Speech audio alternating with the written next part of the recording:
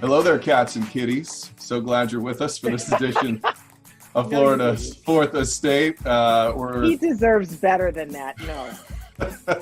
No. You start all over. You're not going to do that to him. No, we're going to do it. We're going to do this today. We're Tiger Kinging it up. I'm Matt Austin. We've got Ginger Gadsden here for another Zoom edition of our podcast. How's it going, Gigi? It's doing really. I'm going okay. Going okay. I'm doing okay. You threw me with the Carol Baskin and the Tiger King reference. That is terrible. So no, I'm great. I'm great. You know, I always think of you as my own personal Carol Baskin, Ginger. Wow. Yeah. Holy cow. You know, that just happened. Well, and that sums up our relationship. That's it. Pretty well. So we've got a pretty interesting guest for you today. Gigi and I, we're thinking, especially last weekend as of this taping, was Easter. And it was a big change for people of faith having to do your Easter service, kind of like we're doing this interview right here. So we brought in a guy who is leading one of the fastest growing churches in America. He is really a pretty impressive communicator. I watch him all the time because, just to show my bias, he is the pastor of my church. So Justin Daly from Action Church, welcome. Come on, talking church and Tiger. It sounds like an We are going to be asking for some forgiveness after this. We're going to pray at some point. For sure, we need all of it we can get. Yes.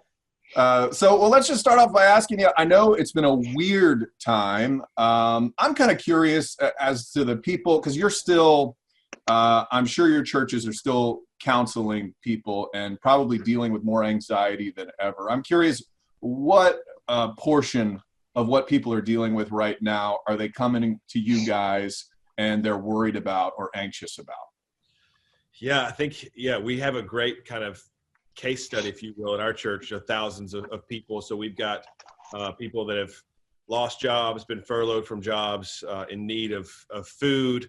If you've got kids in need of schools to be back open because they're just tired of homeschooling the kids. I mean, come on. I just love for the kids to go outside a little bit more. But yeah, all of the I think everything is just, what stress does is it exposes things. It's kind of a multiplier. And so what I've seen in our church is that whatever they were struggling with before, whatever they would have been anxious about before, is really just multiplied in this season of uncertainty and really not knowing when we get back to a normal or a new normal or even what normal looks like. Mm-hmm. Yeah, what has it been like to try to adjust logistically as far as doing a service? Like, your whole job is to get huge groups of people into one room and get them excited about God. Well, a part of that is impossible right now. No, that is, what do you do in a church when you can't gather? I feel like what God is doing through our church and maybe even in businesses is creativity comes best when you're forced to have limited resources. We say when we're put in a box, you got to be really, really creative. And so I think our church, we're doing more than ever before. We've given away more food, helped more people. We reached about 40,000 people just online last week through our broadcast. And so we're actually reaching more people than we could ever fit in our buildings. And so what we saw is really scary at the beginning. Now we're forced to be creative. So putting content out online, connecting people through Zoom and Facebook and phone calls. We're having to do it different, but what we're seeing is we're able to actually help more people in the process. But do you feel like it is something that is a great opportunity because, sometimes you don't know who you are until you're tested.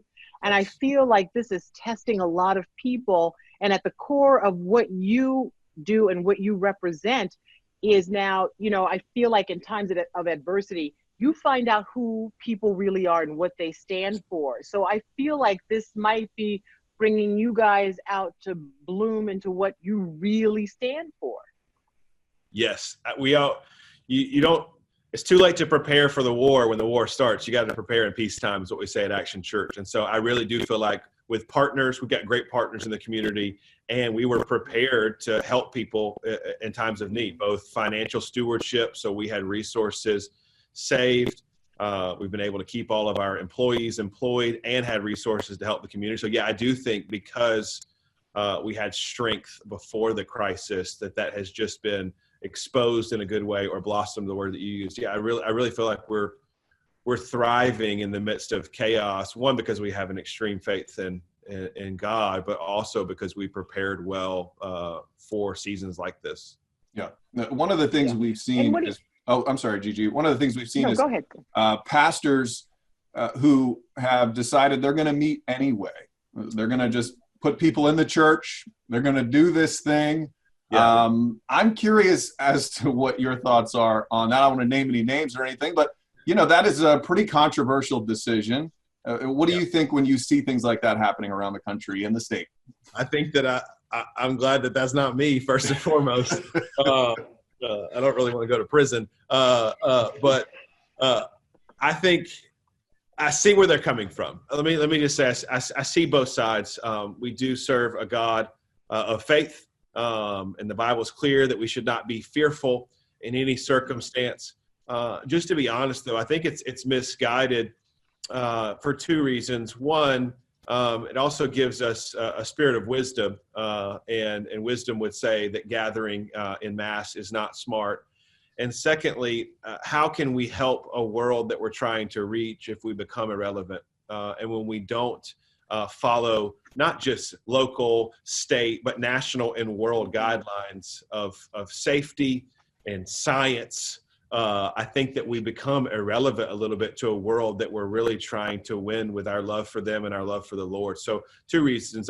I get how they got there, but I really think, for lack of a better term, it's slightly irresponsible in this season, and puts us in a light as Christians that may not be the best in light of the world. Yeah, it's almost like God did not give you the spirit of fear, but he also gave you common sense. Yeah, I'm not very politically correct. I would say God didn't give me the spirit of fear, but he also didn't give me the spirit of stupid either. So I like that. I'm glad that should be on a bumper sticker. Yeah. Or a t-shirt or something. So for people who are believers, what do you tell them in the midst of what we're seeing right now? Because, we deal with the daily headlines, and from the inside, it looks terrible. It feels terrible when we have to say it out loud. People are losing their jobs.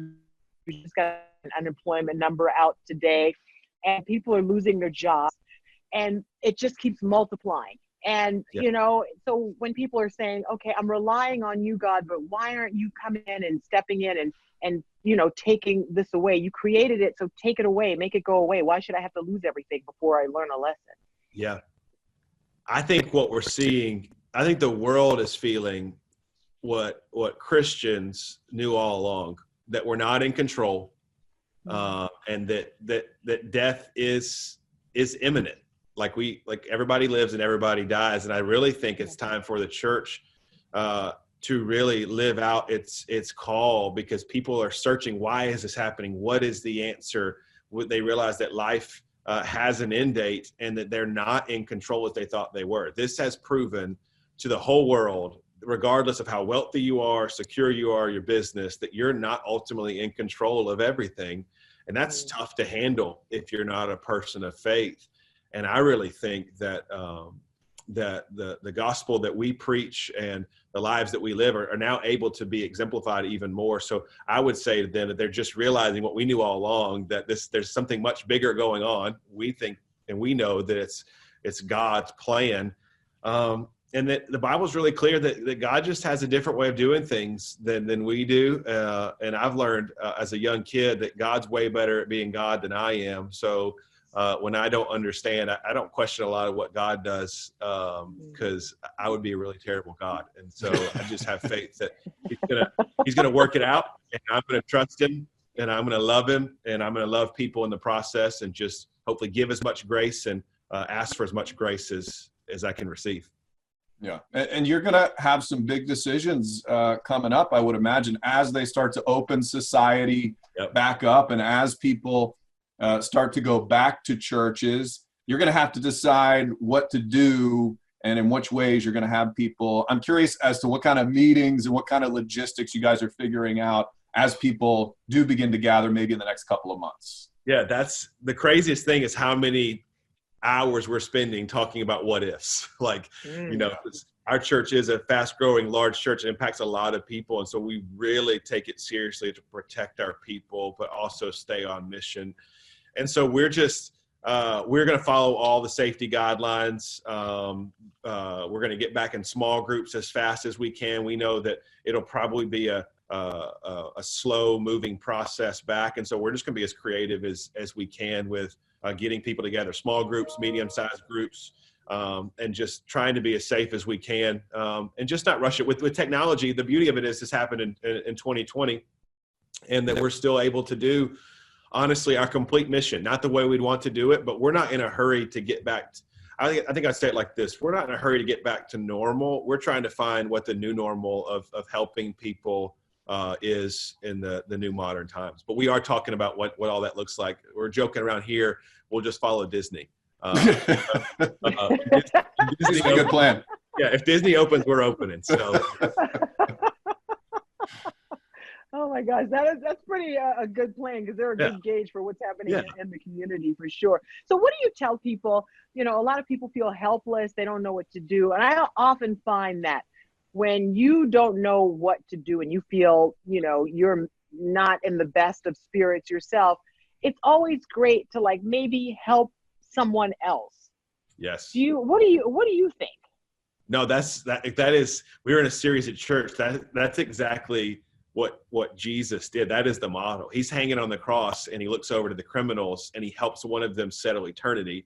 And in the very next statement, he looks down at his mom and his best friend, John, and tells them to take care of each other. And so Jesus modeled both taking care of people that you don't know, which is what we're doing by feeding and helping, and then taking care of those closest to you. It really does. Your own perspective oftentimes is a prison that you create for yourself and live in. When you can broaden your perspective, or when you can take your perspective off of your own problems and help and serve somebody else, you just feel better. That's not even just a spiritual concept. That's just a concept in the world, that when you take your eyes off of you and onto other people, you don't notice or focus on your pain near as much. So that is a principle of Action Church, but I think a principle that just the world would feel better if they lived by. Yeah, it's a very good point. Get the little message in the Florida's Fourth Estate podcast. I like this. I have a question for you too. It is. It's really good. I'm not a preacher. All I can do is preach. I'm not real smart. I like it. Now, one thing I do want to ask you about too, in tough financial times, I know one of the first things people do when they're looking at that bank account statement is, all right, well, things are tight. Maybe I'm going to take the tithe off of the church or give into the church or charity. So how do churches deal with that? I'm not trying to get numbers or anything out of you, but how do churches deal with that? Because I would imagine that is a real significant issue. It really is. I think we talked about it earlier, that if you were prepared for this crisis, I feel like Dave Ramsey could just say, "I told you so" to the whole world right now. Like that's what I think. Like, you didn't have 6 months. I told you a crisis was coming. Like, this is the emergency fund. But I think personally, and churches and businesses are being both they're growing in this season or sustaining in this season by how they prepared. So I think the church is no different. Churches that were not prepared, not living with margin, are really going to struggle. And if you were not partnered in the community with helping people, if you were a church that, hey, just come gather here on Sunday and let's just kind of take care of the church members, but you're not reaching, you're not helping, you're not serving, well, then people will say, I could stop giving because we're not meeting. But we've always been a church about serving the community, and we're serving the community like never before. So what we're hearing around the country and what we're seeing at Action Church is giving is as good or better than ever, because we're able to still continue to help people. So I think it's the same. You're being really elevated in this season, both businesses and churches, or exposed, I think, when it comes to finances, on how you prepared before and what your mission was. And so we're just really seeing God be faithful in our own circumstances at Action Church. And it's it's a month-to-month deal. We'll see where the economy goes, where everything goes. But I think if we find ourselves keep helping people, then we'll see God continue to provide those resources.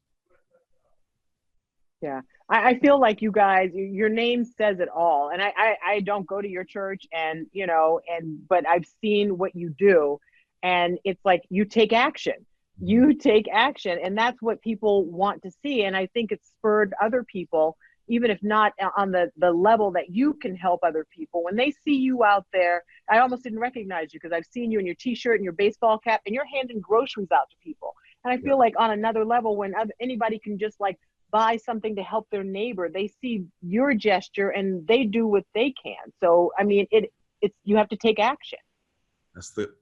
That's it. We've always said from day one, we're not the smartest or most creative church, but if there's a need, then we're called to meet it. And so a lot of times we don't even know how we're going to do it or what it's going to look like, but we've got to go. Like people need help. And in our context as a church, we know they need Jesus. And so we do both. We're going to help you and then hopefully tell you why. And so, yeah, we want to be wherever.